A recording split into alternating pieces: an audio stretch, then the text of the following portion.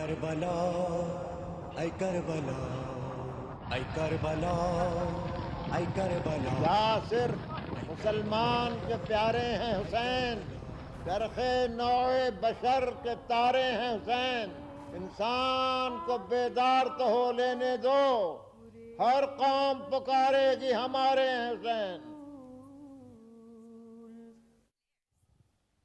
Welcome back. Today, as you know, we're Ashura, the 10th day of Moharram, the first month of the Islamic calendar.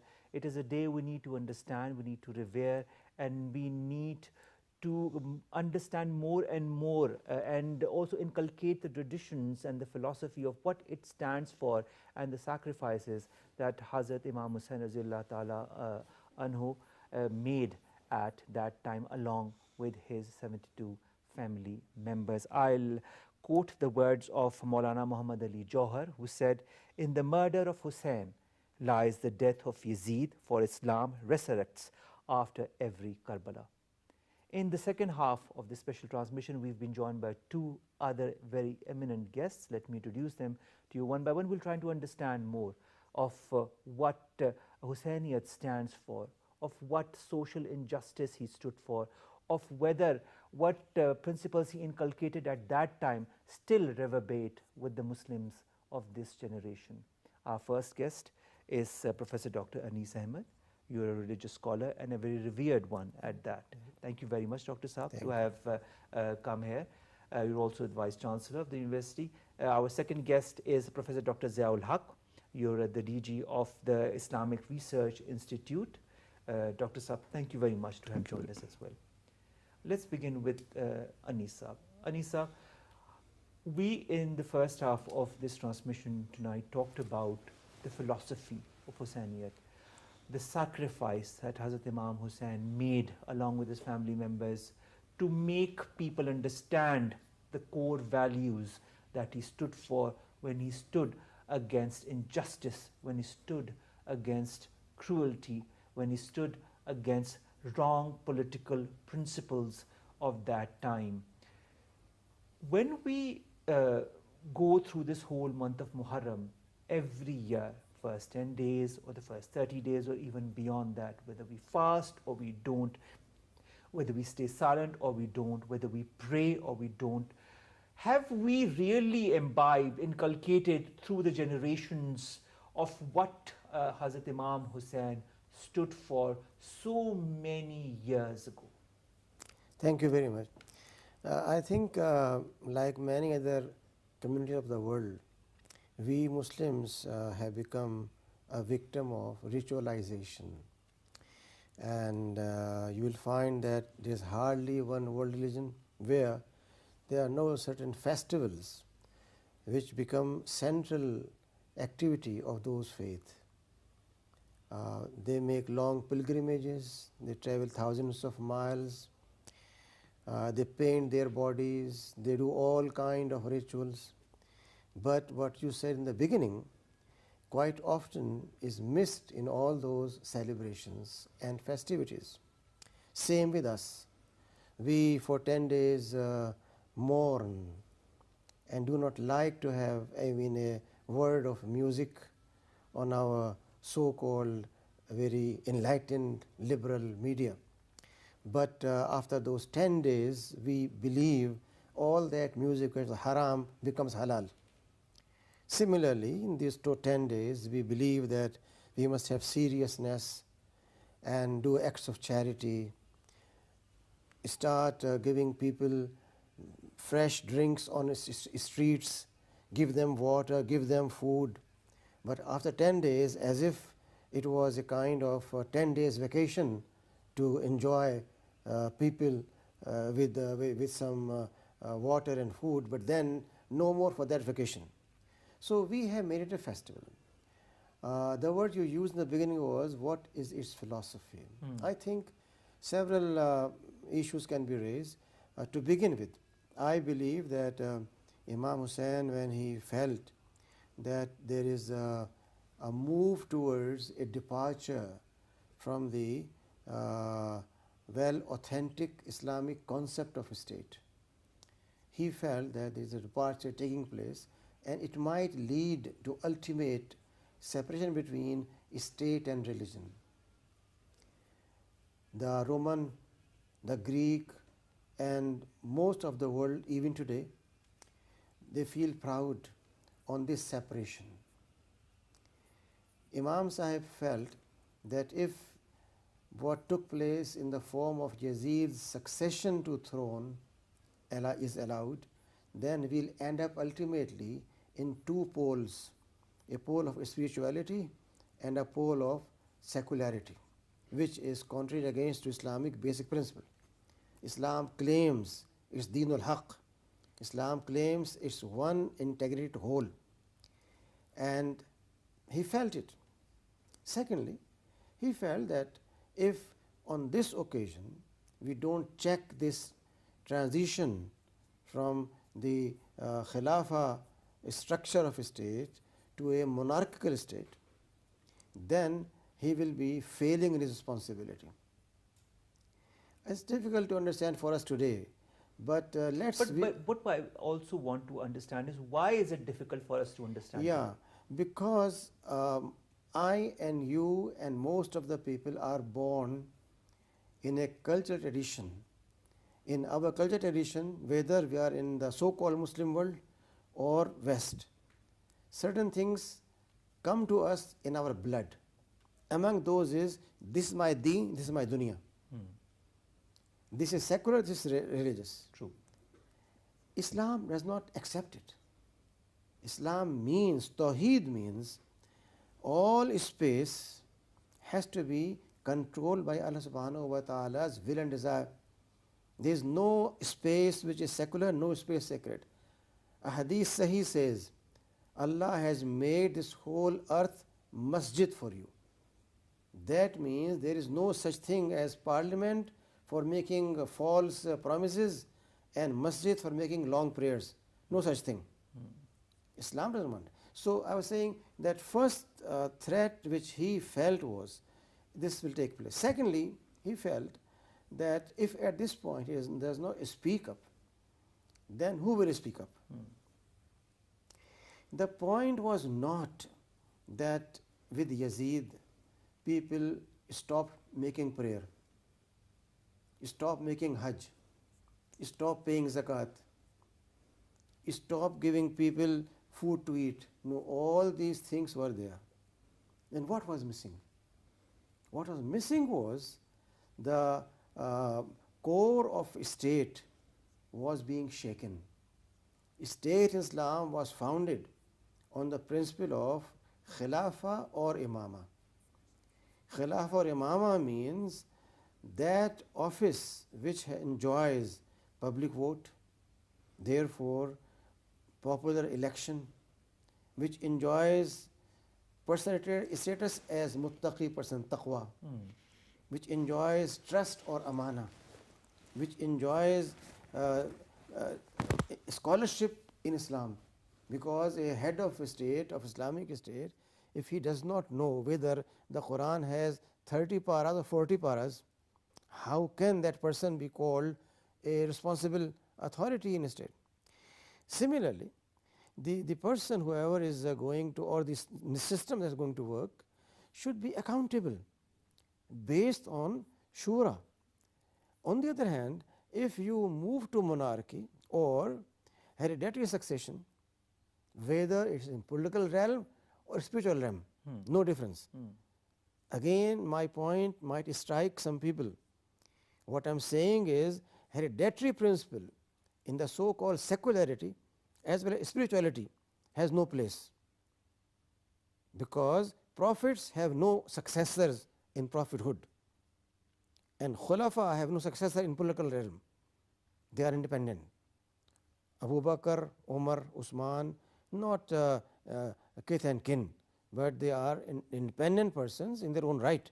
So the idea was that this concept of shura, consultation, not monarchical will, the idea was that not hereditary succession, that after a father, a daughter or a son, or a father, son-in-law becomes head of a state. All these concepts were going to come. The beginning was with this one single event, and therefore a wise person should speculate, visualize. If this thing is allowed, then we are opening a door for succession, and consequently you have the Umayyads, the Abbasis, the Fatimis, the Usmanlis, the Zangis, the Mughal, whatever you call them, so many dynasties. All of them took their authority on the concept that there are two things, one is Khilafah, one is Imara. Therefore, Amir is so and so, Khalifa for just decoration purposes, a person who claims to be coming from the family, which again is contrary principle. Islam never allowed Khilafah based on succession, yet for the Usmanlis and many others for centuries.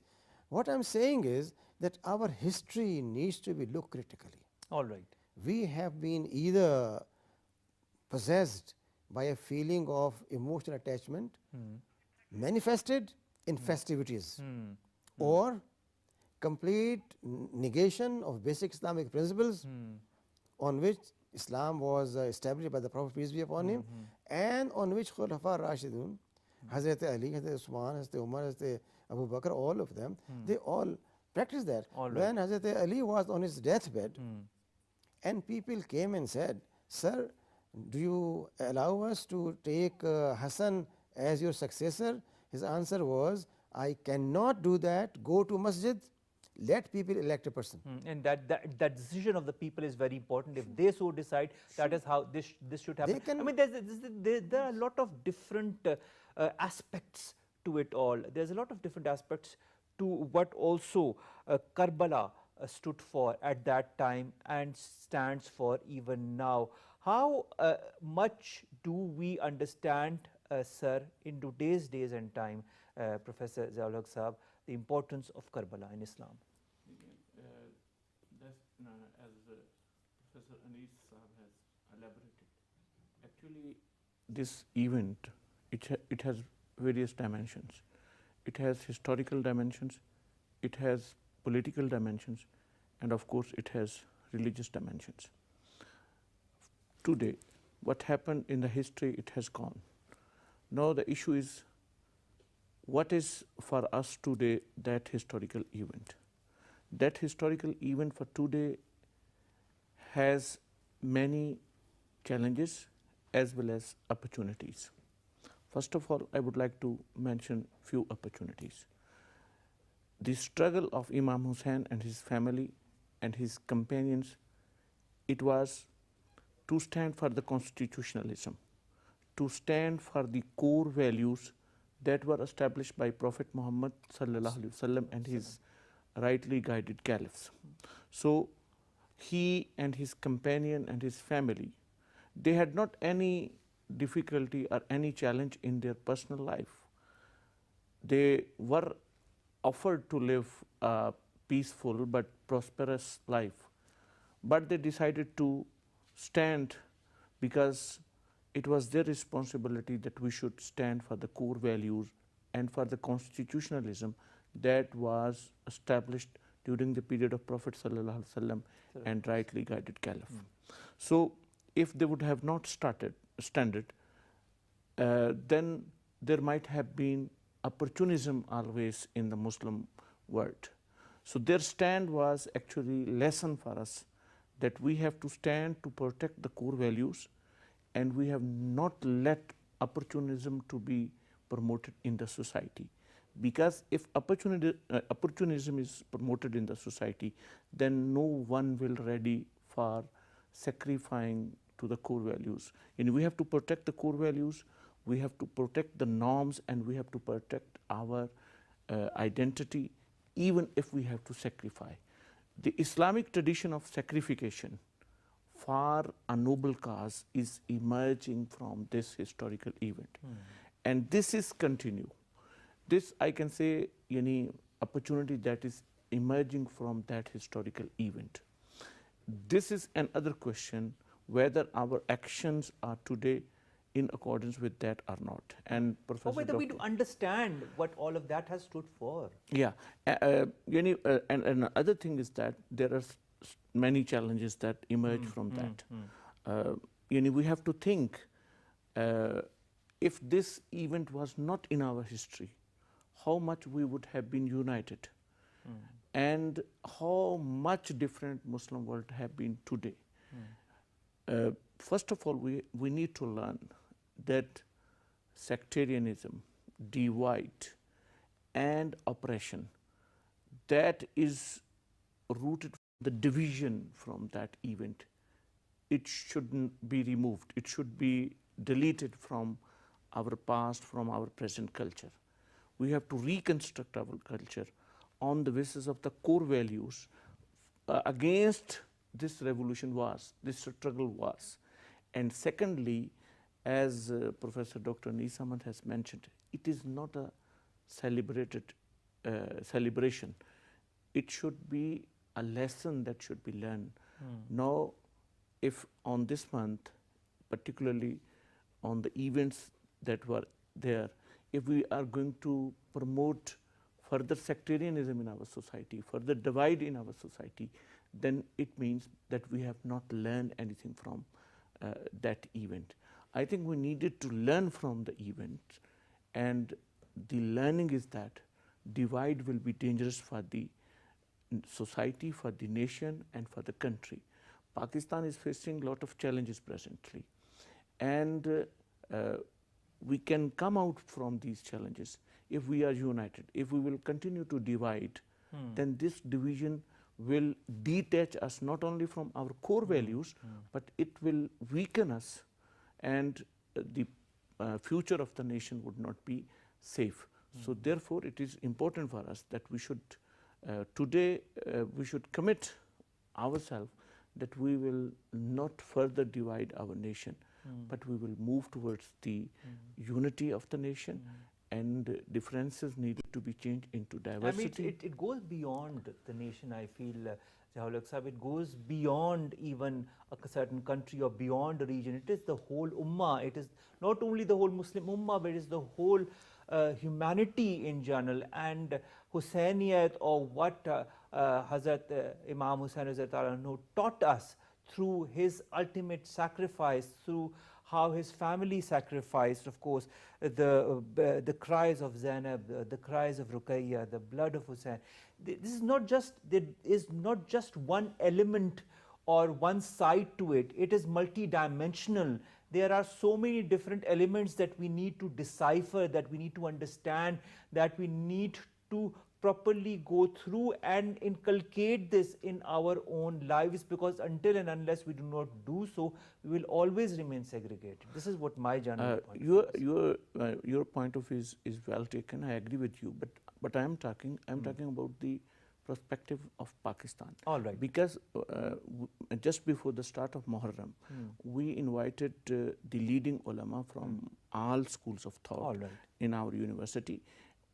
Shia, Sunni, all ulama, they were there, and we agreed. First of all, they were agreed all on Paigam-e-Pakistan, that is the national narrative, and this issue of sectarianism was also addressed in that issue. And secondly, there was a commitment from the both sides of the ulama that we will move in this month peacefully, and we will remember the sacrifications of Hazrat Imam Hussain, but we will not let this event to use for further division of the society. So this is what I am intending to inform you. Otherwise, this issue, this historical sacrification is cross-cultural.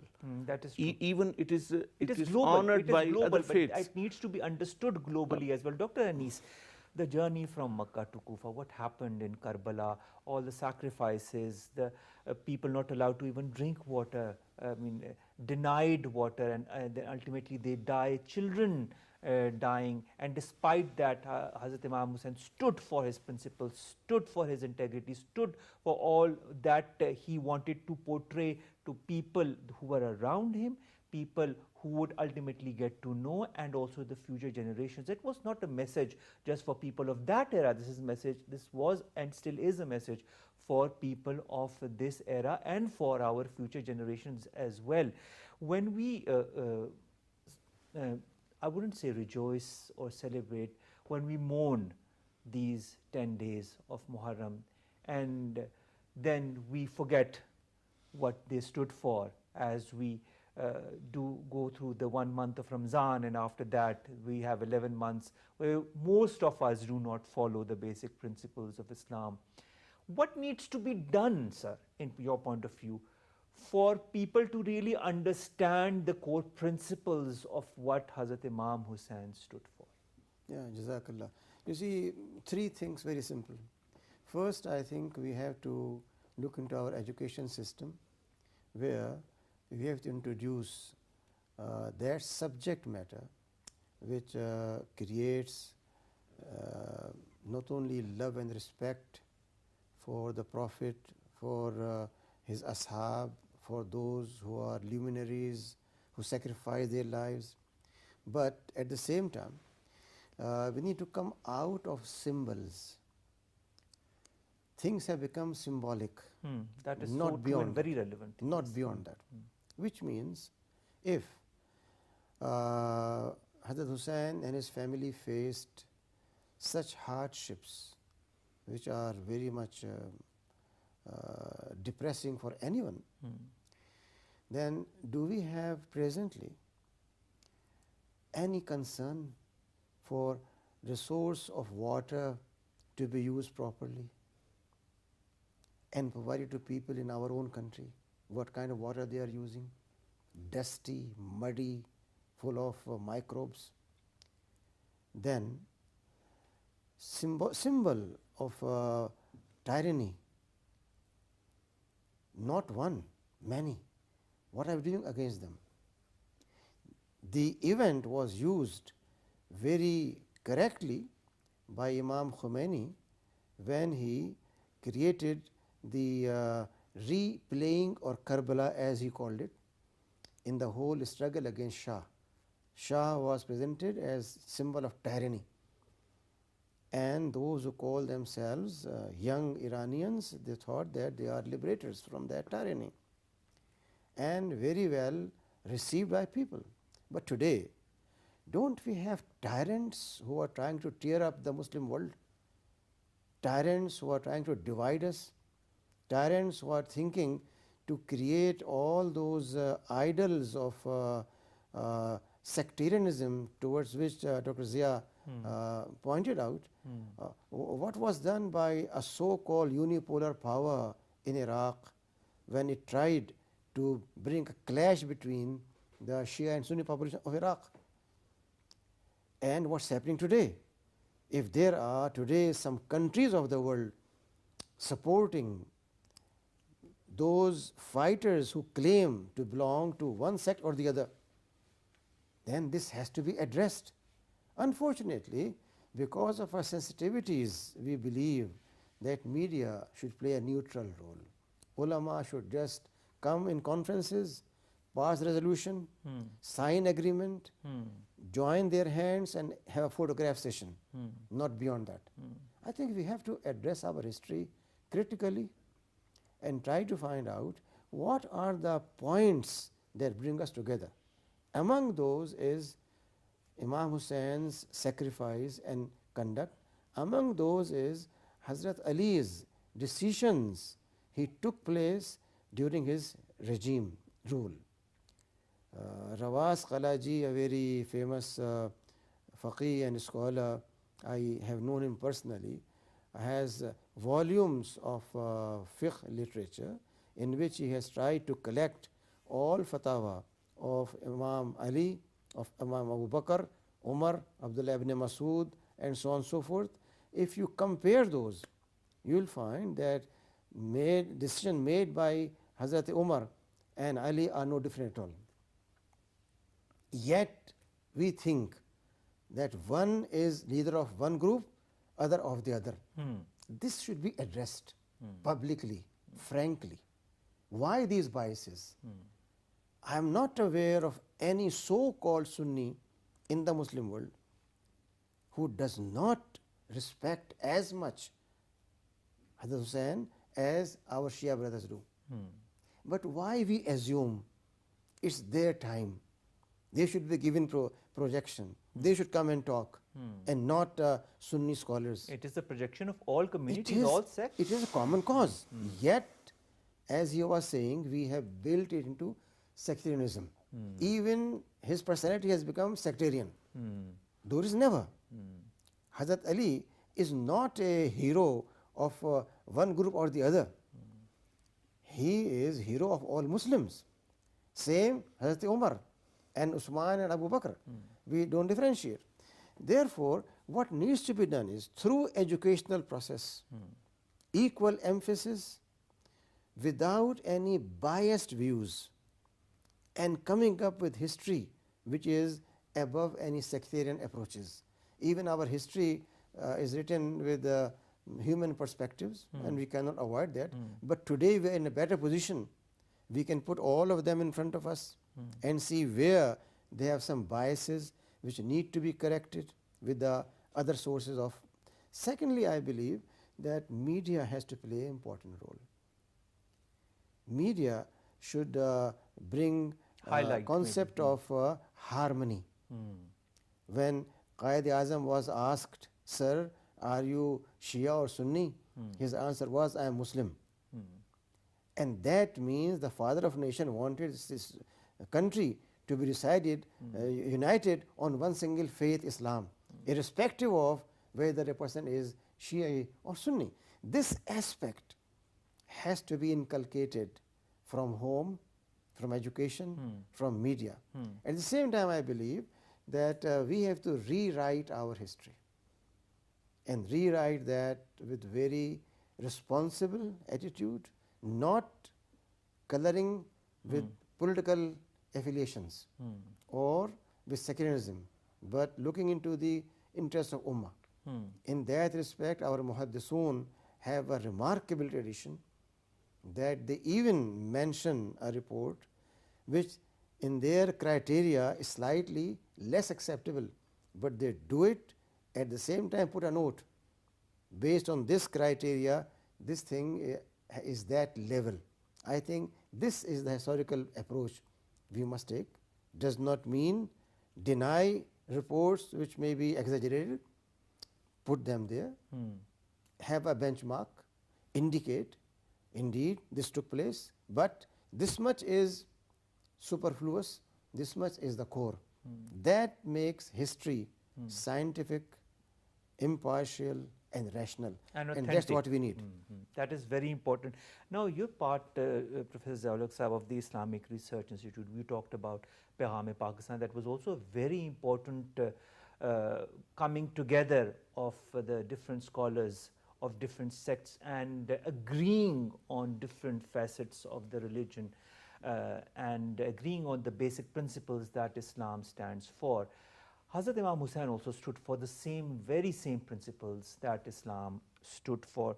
When we talk about education, as Professor Nisa talks about, when you talk about media, of rewriting history, how much of that has actually been put into place in countries such as Pakistan and other Islamic countries, and how much is lacking for this basic understanding to come amongst the general public of any country, including that of Pakistan? Lot of is lacking actually, and what Professor Saab has suggested, we took it into consideration in Peham-e-Pakistan. It was decided and it was recommended by the leadership of all the sects that jurisprudential differences, it is not for the common person. Common people should be provided understanding of the faith which should helpful for them to have a good, faithful, religious, happy life. As far as differences of opinion and different interpretation, historical events, it should be dealt with a knowledge that is also part and parcel of Islamic tradition. It is ethics of disagreement.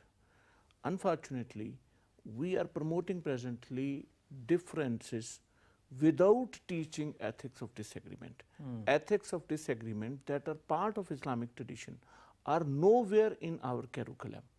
And in fact, in the first 3-4 centuries of Islam, the Islamic culture in every aspect of life, whether it was Islamic law, it was hadith, it was interpretations of the Quran, or it was Islamic science, all these knowledge and the disciplines were emerged on the basis of ethics of disagreement.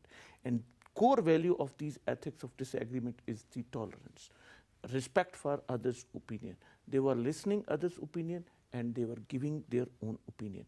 We took this issue in very seriously in the Paigam-e-Pakistan, and ulama they agreed that these religious institutions and religious leadership, they will not use historical differences for the division of the society, but they will play their role to unite the society. And it was agreed, and some government institutions are also working on that, that now such type of religious ceremonies will be addressed by the ulama of all schools of thought.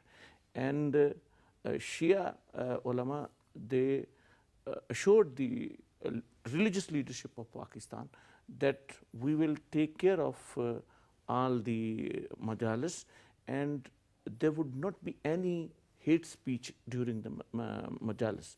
And the Sunni ulama, they declared openly that we will play our role to protect the majalis, because many things in the majalis and the processions during the Moharram, they are part and parcel of our culture, cultural tradition. This cultural tradition is Pakistani cultural tradition. Yeah, it is a Muslim culture tradition. It is not belonging to any particular sect. And another thing, it was agreed, as Professor Sahab has mentioned, that these are heroes of the Muslims. These are not the heroes of a particular sect. Therefore, the religious leadership has to move forward. And I'm happy to report here that Pakistani religious leadership is realizing, and our university, our institute, we are moving towards uniting some of the, organizing some of the activities in which the leadership, religious leadership from different schools of thought, they will be together and they will promote the message of respect for each other, ethics of disagreement, and our commitment that we have to take our society in accordance with the core values. Because even today, if we look into the opinions of the religious leadership of Pakistan, which includes the religious leader of all sects, they are believing and they are agreed upon the core values. The differences are on the interpretations, and these differences can very easily be addressed through the ethics of disagreement. So I think the religious leadership is moving towards that, but this movement needed to be inculcated in the curricula. For example, if the school children in early classes, they are dividing themselves on the basis of Shia or Sunni, how it would be possible for us to unite the nation. And another thing that we are working for it, that the mosques, either it is belonging to any sect, these should be open for all Muslims. And the Muslims from other sects, they should be encouraged that they should go there, so they should say their prayer in these mosques. So in this way, these should be centers to unite the nation and not to divide the nation. Professor Nisab, ethics of disagreement, the core values that we need to all agree on. When we look on Hazrat Imam Hussain, his victory after his sacrifice, his inspiring legacy, those core values over the generations, over the centuries have kind of diluted, not just here in Pakistan, but all over the Muslim world. And I would rather say that many of the Western countries have imbibed these values and have become better societies because they have taken those core values and those ethics of disagreement that Professor Ziaul-Haq Sahab talked about, that Hazrat Imam Hussain taught us.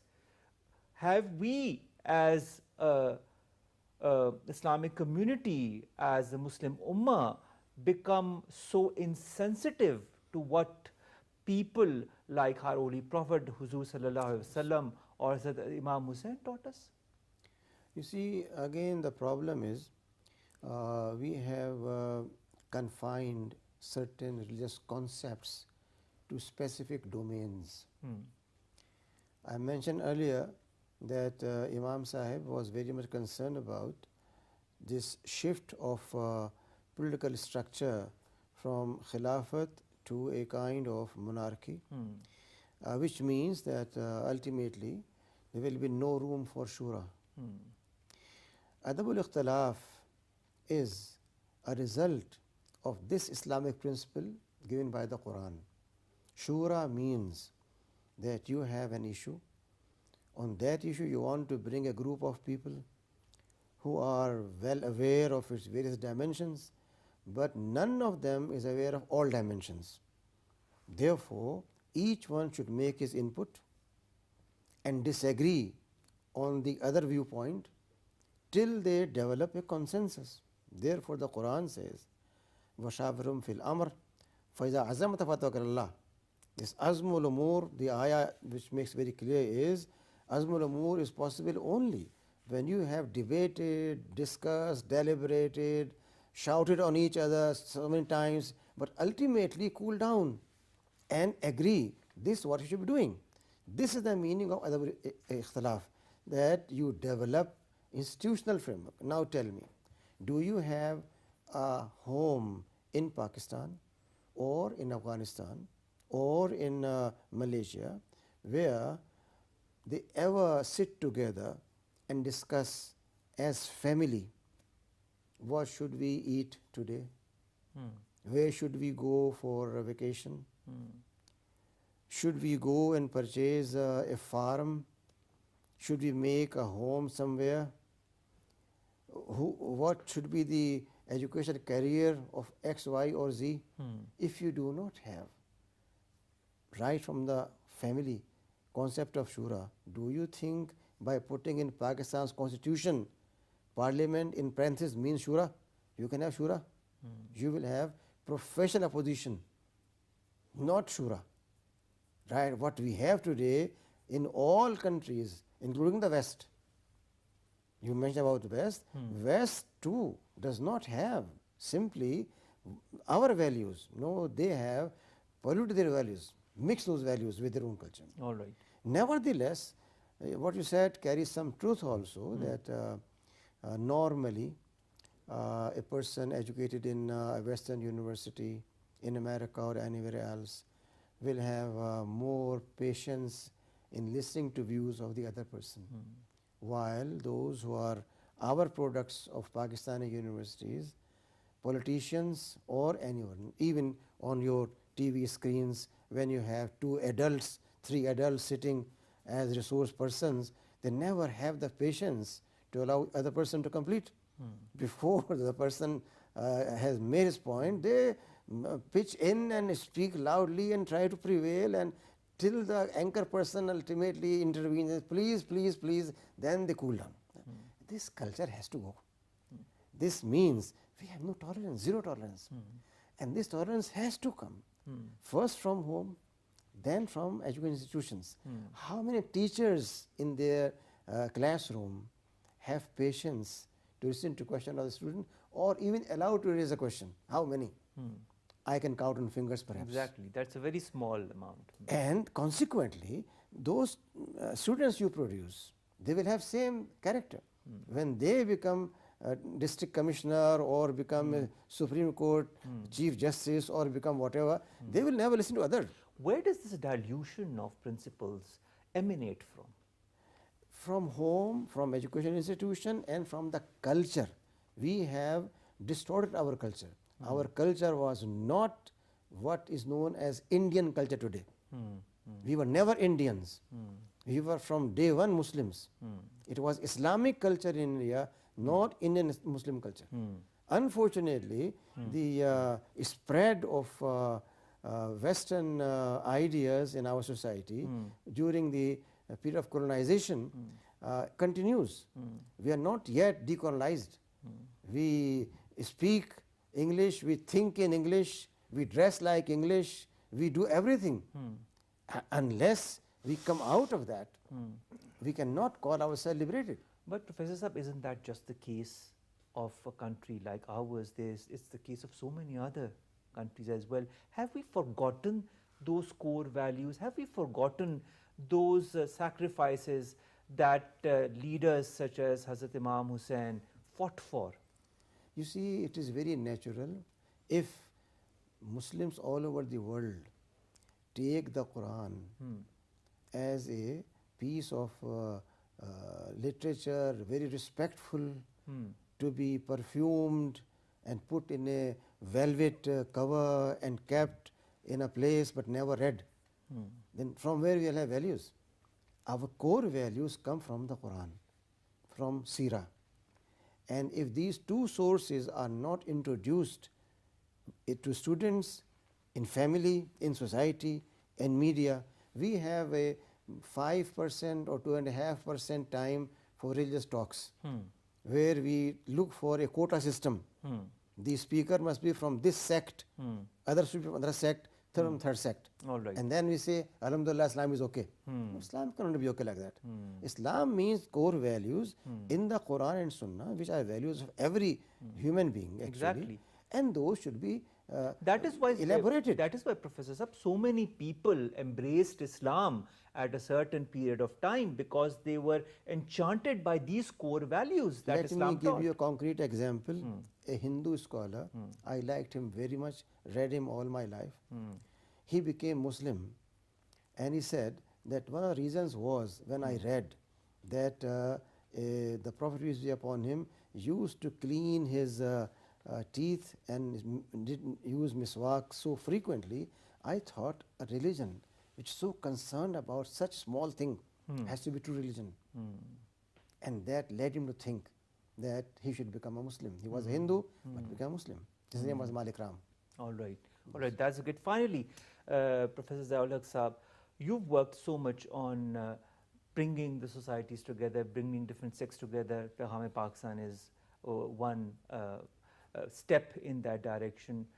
But going back so many centuries, Hazrat Imam Hussain, through his sacrifice, through his fight against injustice, through his fight for social equality, also taught us that. We somehow, somewhere along the centuries forgot that, but we are trying to understand that more and more. How optimistic should we be as Muslims in this day and age under the guidance of the proper philosophers or religious scholars like yourself, like Professor Anisa, to become better human beings, to become better Muslims, and to imbibe those core values that people like Hazrat Imam Hussain stood for? The methodology and strategy for optimistic future is suggested by Allama Muhammad Iqbal. He is suggesting that we should look to future through the past. We should learn past to devise strategies for the future. Fine. This is the key of success, and this is the key that has been used by other civilizations too. They critically evaluated their past, they identified their mistakes, and they decided that we will not repeat these mistakes. Unfortunately, we Muslims, even still today, we are repeating the same mistakes that we were used to create during the historical events. All right. So we need, particularly from this sacrification of Imam Hussain, is that we should learn. There were certain reasons for that. Why it happened? Was it not possible to avoid? Okay, it happened. Now it is a part of history. Now from this history, can we control the damage that has to Muslims, and this damages continue because of the sectarian division that emerged from that historical event? We can move forward and our future can be optimistic if we learn from the mistakes of the past. All right. That is very important, I think, to learn from the mistakes of the past, and through efforts of people such as yourself, Professor Anisa, Zaulak Saab, and also those who we've talked to earlier in this transmission. It's very important for people to have that understanding, that cognizance, that basic principles that people like Hazrat Imam Hussain taught us through his sacrifice, through that ultimate sacrifice, I might say, of him and his family, is that we need to become better humans, we need to become better Muslims, not just for ourselves, but for people around us, for our nation, for our society, and that is how we'll stand up as a better civilization and be reminiscent of that brilliant, beautiful era that was, of course, shown by the times of Hazrat Imam Hussain. This brings us to the end of this transmission on the 10th of Muharram, that is Ashura. With the sacrifice, Hazrat Imam Hussain Raziyallahu Ta'ala Anhu has provided us that platform which can unite us against all the evils of the society, against all the Yazids of the time, because this tragedy reminds us of the evil only succeeds when the good remains silent. Don't remain silent, understand, imbibe, and be a better human being. Allah Hafiz. Ay Karbala, ay Karbala, ay Karbala, ay Karbala. Yasir मुसलमान के प्यारे हैं हुसैन, चरखे नौए बशर के तारे हैं हुसैन, इंसान को बेदार तो हो लेने दो, हर कौम पुकारेगी हमारे हैं हुसैन।